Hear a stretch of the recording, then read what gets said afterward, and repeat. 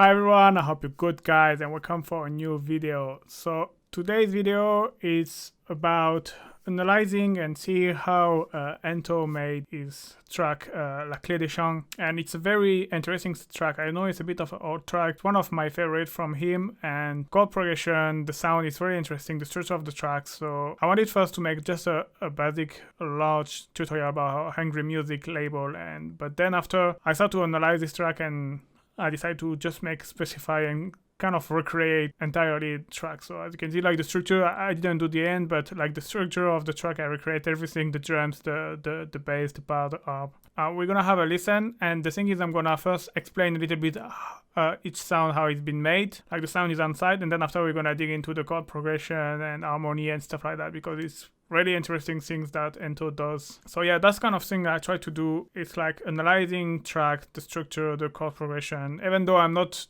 doing that much melodic stuff, it's always interesting to see how other people build the track. So just a quick reminder, the track is something like this.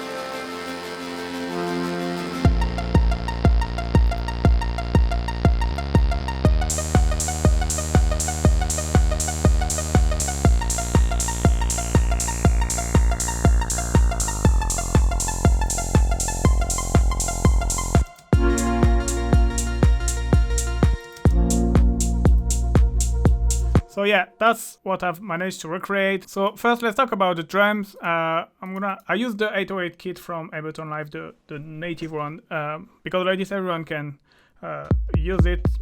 So I use the classic 808 kick.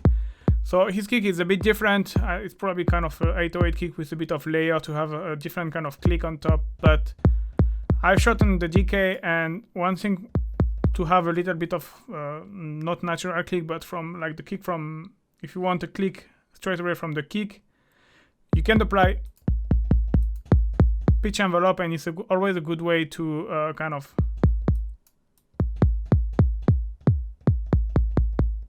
okay, you can play with the arm mount if you want a more click,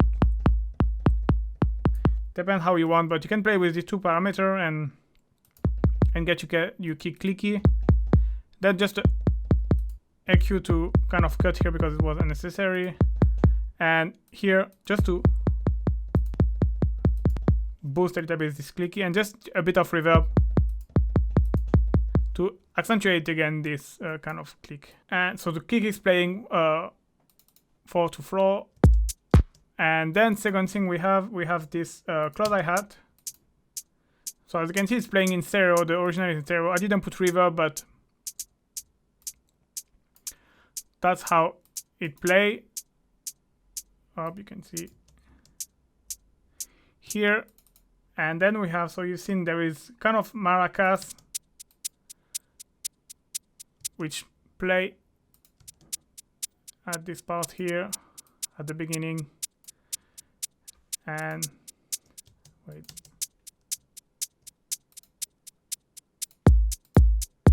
The pattern is, you see it, the one on the beat is, the velocity is down, and the one off beat is up, and it gets the tan tan tan tan tan tan effect. So again, Ento is very like minimalist, but very precise with these drums. It's like sharp. For example, let's jump into the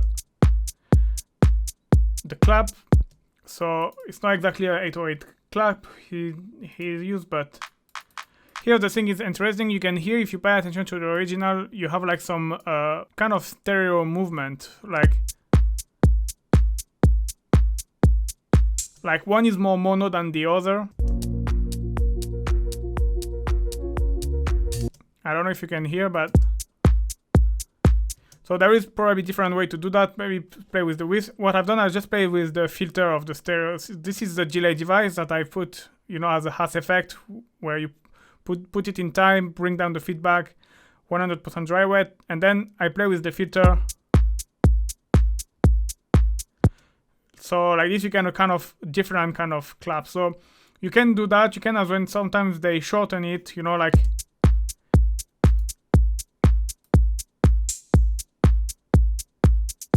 one every two is shortened than the other. Maybe you can slight detune as well if you had they like.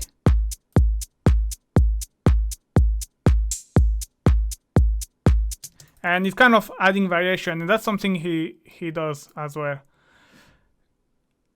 And then let's jump here. So you have this open hats. So you could see here it was using it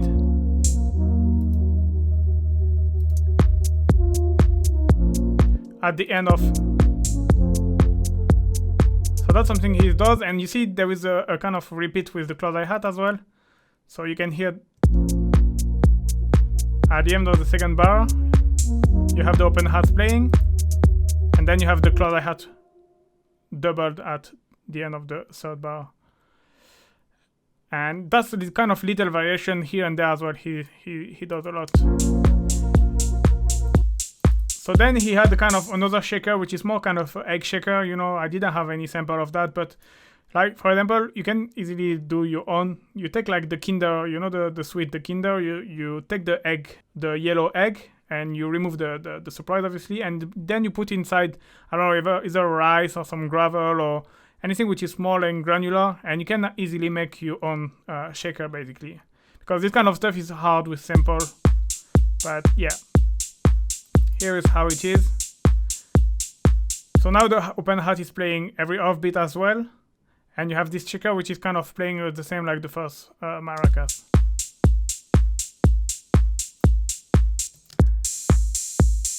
One thing he does as well, you can hear the open hats, the decay is automated, sorry.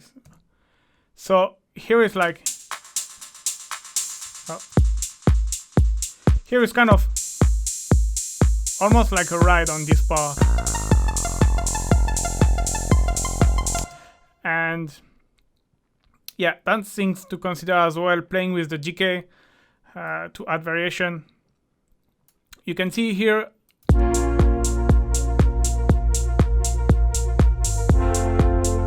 at every end of each two bars, you need the open hat is a bit closer, and then for the last one of the second bar is opening.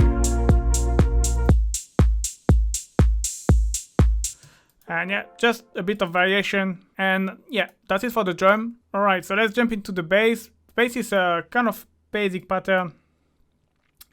I use operator, it's a sawtooth. I just bring a bit of attack and release, otherwise you get this click at the beginning.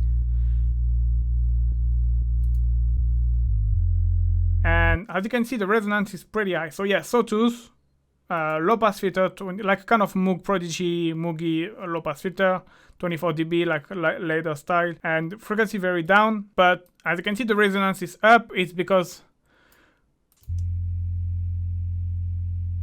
during all the track, it's just kind of a sine bass line. But then up from this part, you can see you have this resonance effect. You can hear it.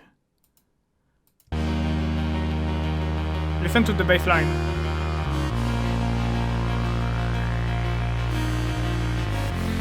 And so to get that, I could have just grabbed an EQ and make like a bell like this and make it move like this.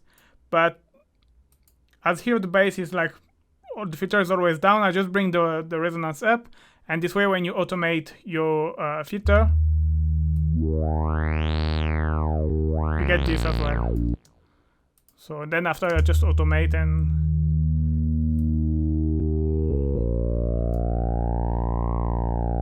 and then after a bit of saturation to make things louder, sidechain compression. Here the sidechain compression I always apply just very gently because it's kind of melodic techno. If you are too absorbed and if it's too much, it kind of sounds weird. Alright, and that's it for the bass. I will come back to the MIDI later. Then the pad. And pad as well is a pretty simple pattern. it's sawtooth again, and the thing is always managing. You have a filter modulation, so yeah, sawtooth. I think I put a bit of noise, but the thing is managing to nail the attack. It's kind of a bracy pad as well, like the Arp we'll talk about later. And here, so again, low pass filter, Moog Prodigy ladder filter, 24 dB per octave style. Here I bring down the resonance. Yeah, here I reduce the peak because I want it to be like the envelope to be softer a little bit. You know, this kind of melodic techno, it's very creamy, very soft, and you don't want something aggressive. You want something soft. I could even have been a bit. Everything needs to be soft and subtle. And yeah, it's just a sawtooth. And the thing is, it's always finding the right sustain. So I've automated because for a break I need more, but it's, yeah, there is no really secret. You have to experiment and find the right sustain, and the attack around 120 is nice for this kind of bracy effect. 60 milliseconds as well works well. And then the long decay, because you don't want the filter to go back. You see, you don't want that. You want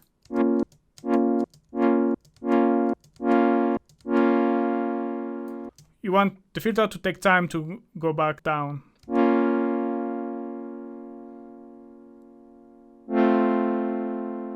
Then saturator to make things a bit louder. Chorus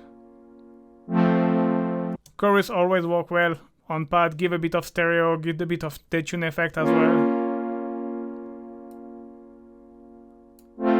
Then after, it's always finding with the amount and the rate, you know, because if you bring the rate, you accentuate the detune effect. So you want a little bit, but not too much.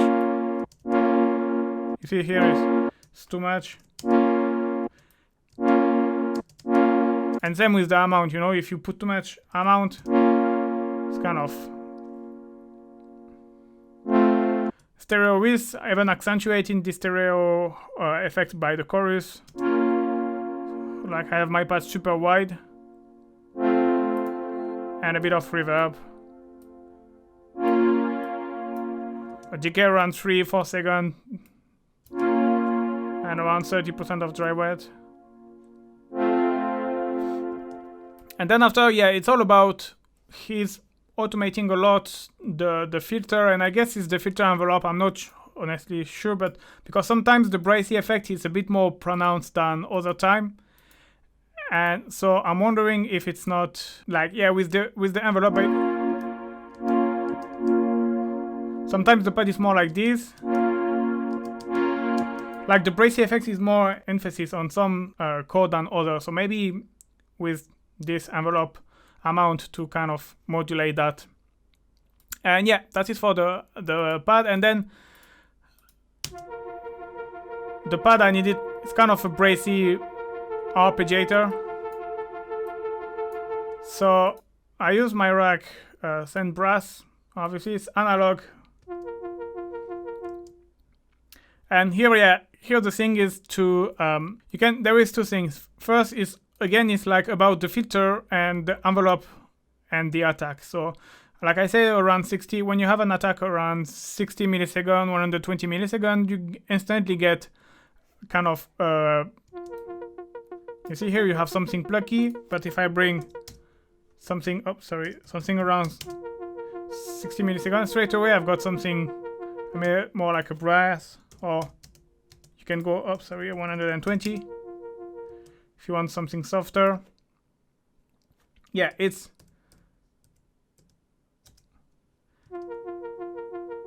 and then it depends the amount as well. So here as well, I think he automates a little bit, because sometimes it's not only the filter which is opening, sometimes you can feel like the sound is a bit more brassier than other. So that's why I've automated this, but I will automate the filter as well.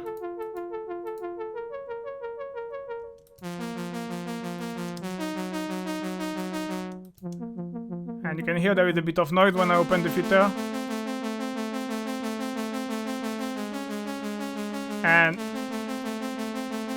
slightly pitch modulation.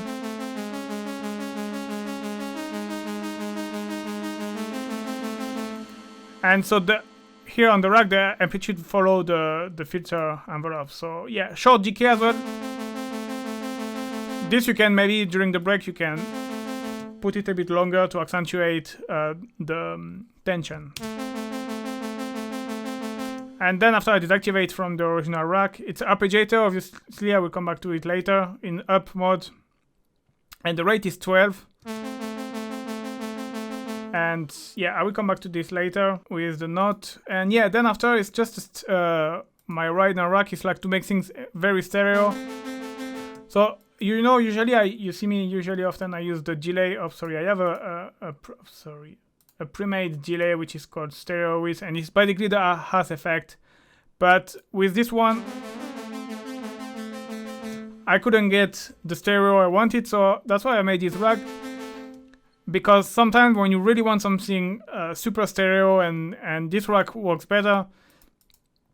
And yeah, because I will put the link in the description, you want to find out more. But basically, by putting one on completely on the left and the dry on completely on the right, and then you can apply some special EQ which kind of accentuate even the stereo. So I will put the link in the description, but a bit of drive, sorry. Again, a reverb around 3-4 seconds. Usually my synth pad and my synth and ARP I put around 2 and 6 seconds, and 30% drive rate usually is fine. Usually when you go more than 30%, it's kind of too much reverb. So that's the danger, because it looks like it sounds better, obviously, but the thing after is just messing around with your mix. A very slight. I don't know if you use sidechain compression, but I had it because it had a bit of movement, and because it's an arpeggiator and it's very rigid and very straightforward. Adding a bit of compression, of sidechain compression, you have this like a pumping effect, which is add a bit of movement.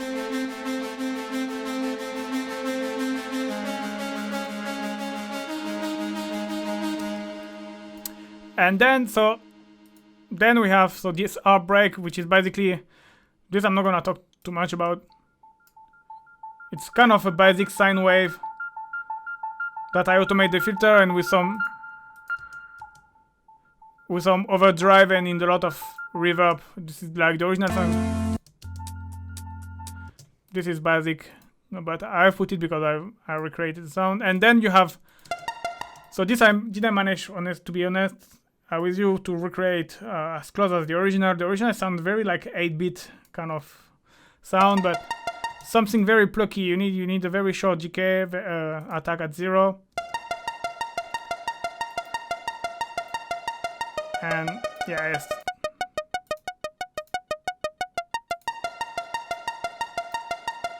And it's a sawtooth.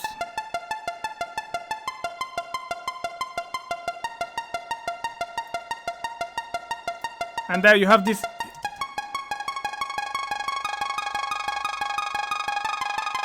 You have this effect here.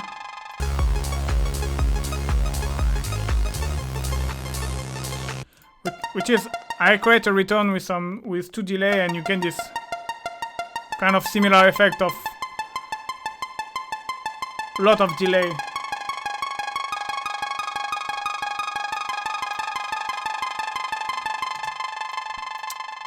And yeah, and then the Arp 3 is the same. It's honestly, it's I kind of struggle to recreate. Its kind of sound would always sound simple, but you know it's sawtooth. But yeah, I couldn't. One is octave down with analog.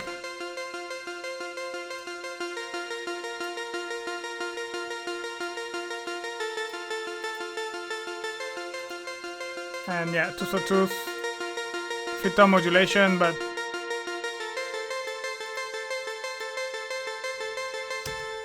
and that's it for the main element. So now the interesting part is obviously the chord progression, and we're gonna start with the pad.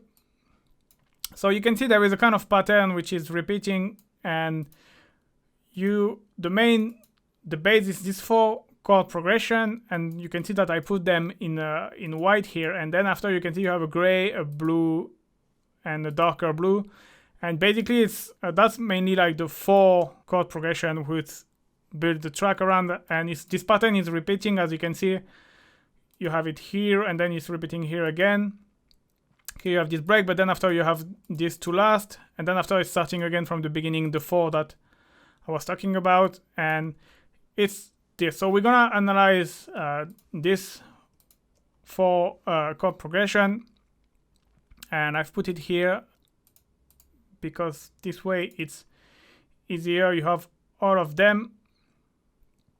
So I'm just gonna bring this up. And yeah, so you can see you have the first chord progression, second chord progression, third,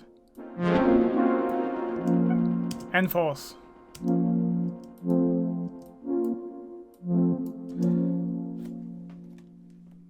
So basically, first you have A sharp minor. You can see here the F has been inverse. So usually here you have your A sharp minor, but the F have been brought down. Then you have F major. So this one is normal. 0, 1, 2, 3, 4 semitone. Here's the third. 5, 6, 7 plus 7 is the fifth. It's C. Then you have A sharp minor again, but here obviously the F is not inverse, it's normal. And then you have F major again, like here. And that's the base of who's gonna be used as well for the rest. So A sharp minor, F, A sharp minor, F. But obviously there is some modification. So second chord progression, you have A sharp minor like normal. Then you have F major like here, but as you can see here the F has been inversed up. So these are the same chord but with the F inversed. Then you have A sharp minor again like the first chord, and then you have F again like normal here, like was in the first. So that's our second chord progression. Here you can see there is this listed stuff here, which is really interesting. I'm gonna come back to it later. So this chord progression here is kind of similar to this one. So you've got again A sharp minor with the chord inversion, with the inversion. But then instead of having F, you got D sharp minor this time. But the D sharp is up, so basically it should be like this, D sharp minor. But you got the inversion. And then again A sharp minor, like the first chord. And then F major. But here the thing,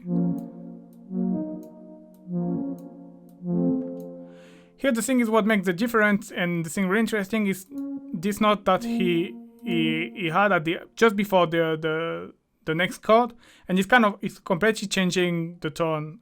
So I'm not a keyboard player, I cannot play, but I'm gonna try to make you understand like this. So that's without the note.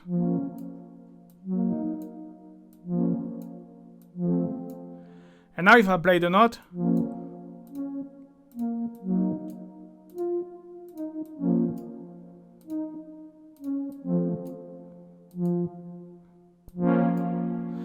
and is completely giving a different feeling to the chord, and that's something amazing that I like. He does this a lot as well, and it's really cool. And yeah, it's a really great way to kind of, from a boring chord progression, let's say, to have something like way much more interesting.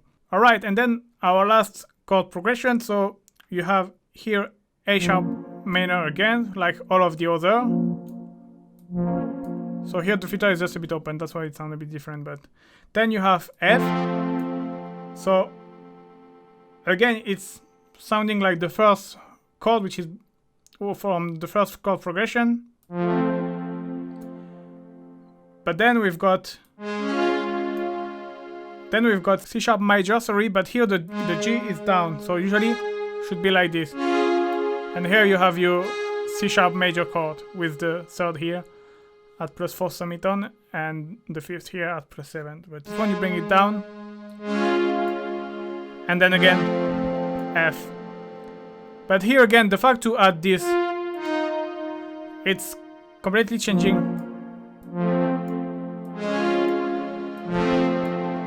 Okay, and now if I play,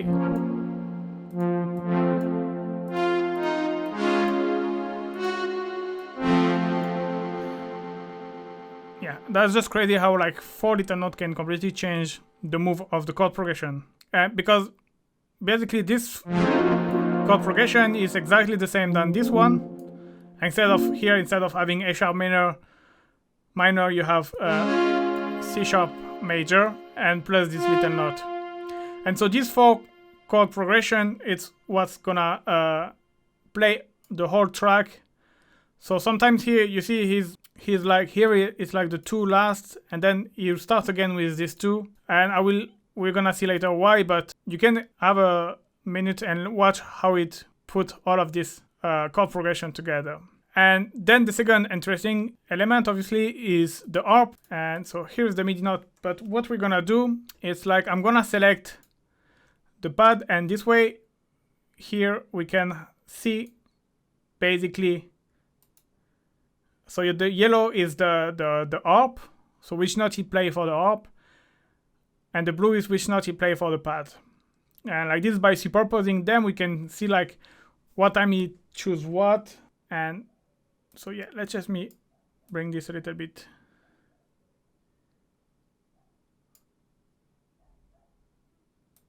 All right, like this. So here we can analyze how he pick up, which note he pick up from the chord to build his arpeggiator. So you can see here the upper note of his arp is here the A sharp, which is the root, because remember here is A sharp minor, and then the lower note is the 5th, so which is basically F here. But here is the lower note, because remember it's the F is inverse, so it's down instead of being up. Then here the upper note is the 5th, which is the C, and the lower note is the F, which is here in this case the root. So remember, if I put back blue, you can see. Then here, so here we have a sharp minor, so the top note is A sharp, which is the root, as you can see here, of the chord. And then the lower note of the arp is the F, which is in this case the 5th, but he inverts it for the arp. He didn't keep the original 5th, he bring it 1 octave down. So here you can see he used for the upper note the 3rd, which is A, and the 5th of the chord. He basically keep the same, you see, chord, and the F as the root note and as the lower note. Okay, second chord progression, what he's done. So here is A sharp minor. Again, the top note is A sharp, which is the root of the chord, and F, which is the 5th. And here you see again he inverts it.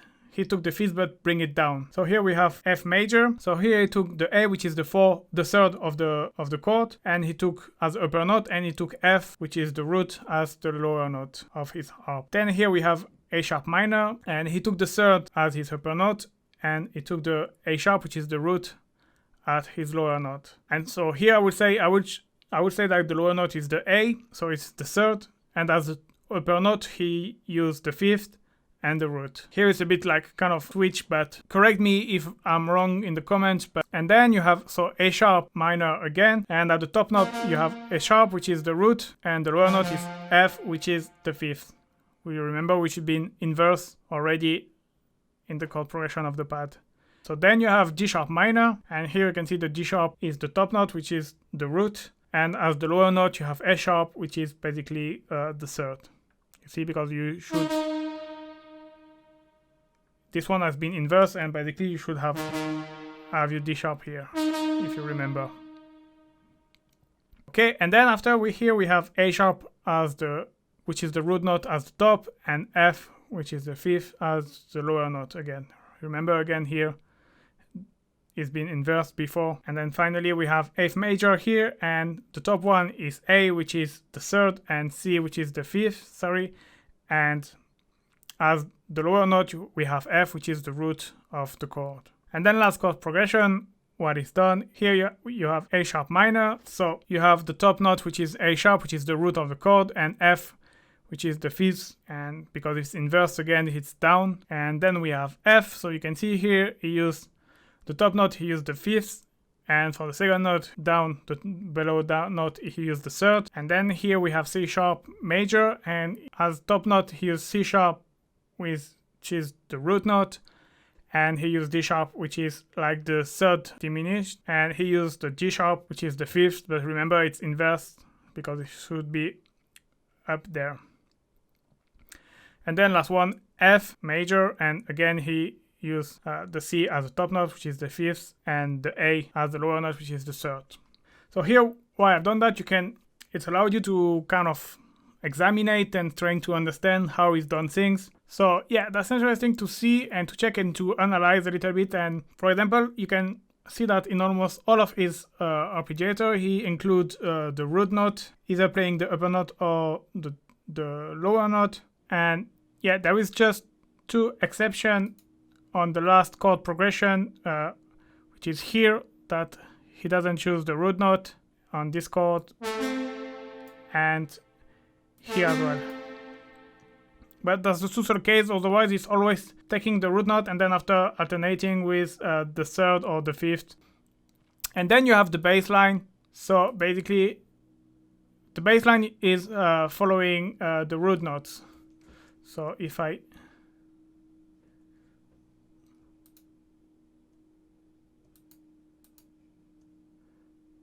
bring this, I'm gonna fold, and you can see here we have A sharp minor, so you have A sharp. Here we have F major, so you have F. Here we have A sharp minor, so the bass line is A sharp. Here you have F. Here you have A sharp minor. Okay, here is the same basically for the two first chord progression, and then after you have A sharp minor and A sharp. You have D sharp minor, D sharp, A sharp minor, and then F. And then here is following again A sharp minor, F, C sharp major, and F major. And here is playing C and F. But yeah, here the interesting that he does is, again, like same with the pad, he always add one or two notes before the next bass note, and it's giving the nice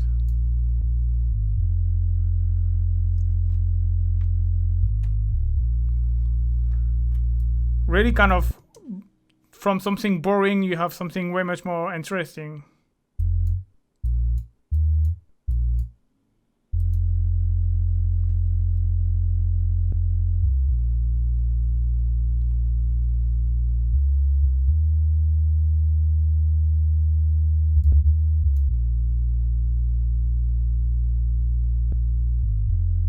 I think that's it for all the MIDI. So yeah, just one thing he's done in terms of arrangement. So you have, oh, let me bring actually this, I don't need anymore. Here you can see with the Arp, the first part is playing like a lower note rather than then after he play one octave, exactly the same pattern, but one octave upper.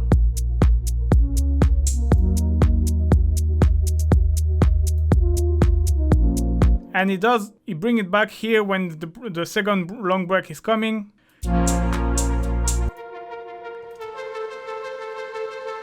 And then after it bring back down. And that works well for a break because it's even add a bit more tension. So high note.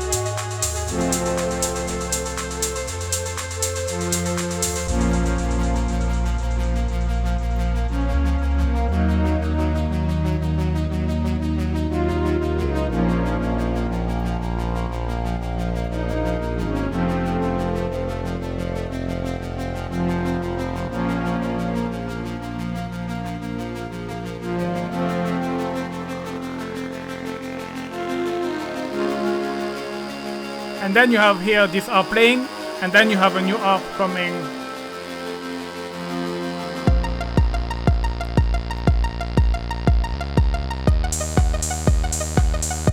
And yeah, what he's done here, it's like you don't expect this at all, and you have this new Arp coming, and it's just crazy.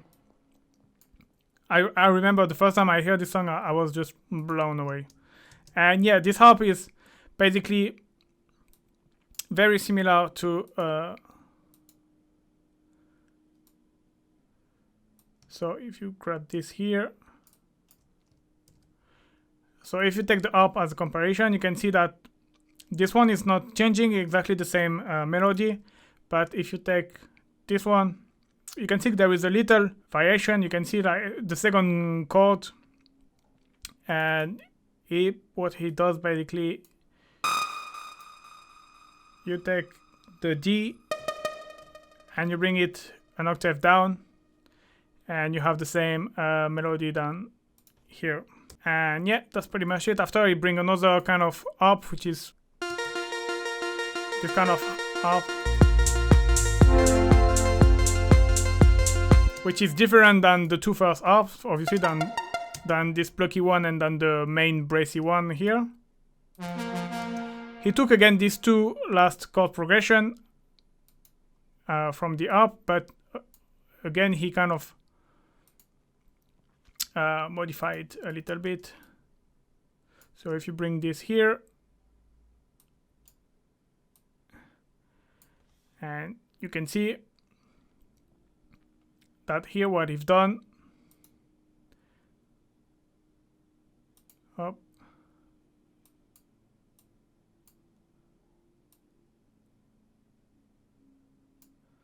first is an octave upper, and you can see that he kept F and it bring D sharp to C, and then the second one is the same after. So that's the second modification he's done here.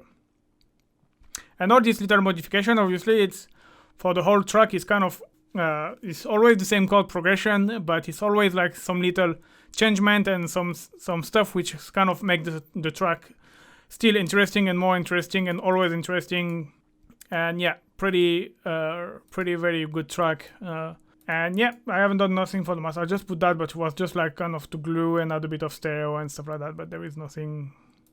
The point was not really about the master, but was really how he structured the sound, about the what chord progression he used, how he used this chord progression in his track, how he alternate between the different chord progression, and then you have the Arp, how the Arp is playing, how the bass line is following, what changement he is doing to add nice variation, like for example this extra note here and there that he add to before the next chord or the next bass line, you remember, to kind of make things interesting. And yeah, so you can grab the project. The file is the link in the description. The project is available for free.